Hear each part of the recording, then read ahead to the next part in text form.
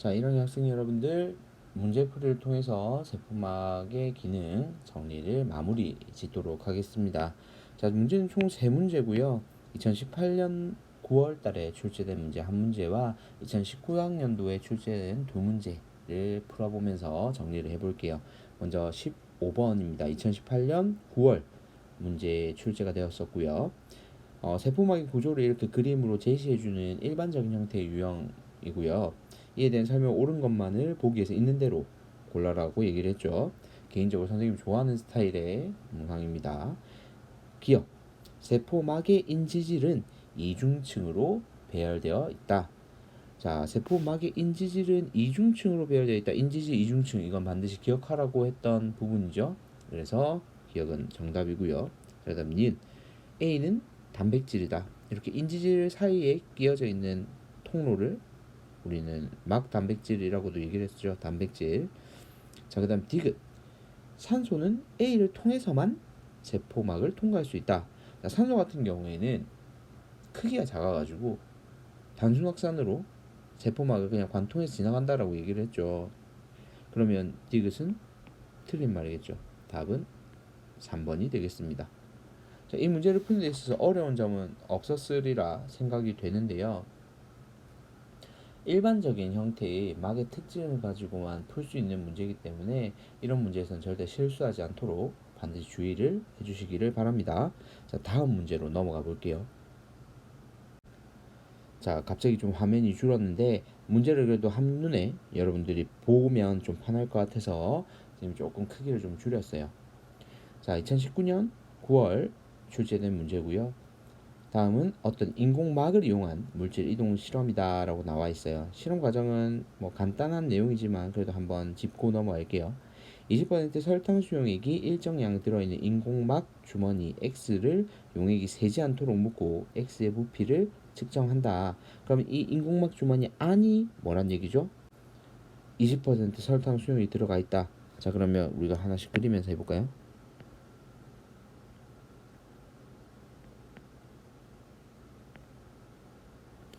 이 주머니 안에 20%의 설탕 수용액 들어가 있는 상태입니다. 자, 그 다음에 이걸 증류수가 있는데 넣었대요. 증류수. 그럼 얘는 뭐 퍼센트로 따지긴 어렵죠. 0이란 얘기죠. 설탕이 안 들어가 있는 거니까. 일정 시간 후에 더 이상 부피가 변하지 않을 때 X의 부피를 측정을 한다. X의 부피가 변화했음을 확인했다. 뭐 늘었는지 줄었는지 얘기는 안 했죠. 자, 그런데 여기는 농도가 높고요. 여기는 농도가 낮아요. 그러면 농도가 맞춰지려고 하겠죠. 그러면 여기에서 물이 많은 곳에서 적은 쪽으로 계속해서 물이 들어가는 거죠. 파란색으로 좀 그릴까요? 자, 이렇게 물이 계속 들어가는 겁니다. 그럼 얘 부피는 어떻게 될까요? 증가하겠죠. 자, 이제 이걸 알았으면 하나씩 보기를 보도록 하겠습니다. 먼저 기억.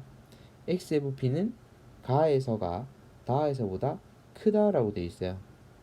자, 가는 처음 넣는 식이고요. 다는 이제 증류수가 있는 곳에 넣은 상태죠. 그럼 증류수가 계속 안으로 들어갔을 거란 말이에요. 그럼 부피가 더 커졌겠죠. 그럼 보기어 다시 보면 x의 부피는 가에서가 다에서보다 크다라고 되어 있으니까 이 문장은 틀린 문장이 되겠죠. 자, 그 다음 니은 다의 x 속 설탕 수용액 농도는 20%보다 높다라고 되어 있어요. 근데 지금 물이 엄청 들어갔단 말이죠. 자, 선생님 퍼센트 농도 계산하는 거 얘기했었죠. 용액의 질량. 근데 이 용액이 결국에 용매 더하기 용질 분의 용질의 질량 곱하기 100이었어요.